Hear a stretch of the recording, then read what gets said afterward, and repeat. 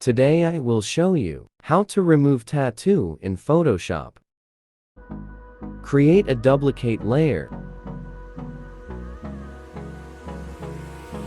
Click on Healing Brush tool. Select Lighten. Hold Alt plus select area. Then click on Tattoo to remove.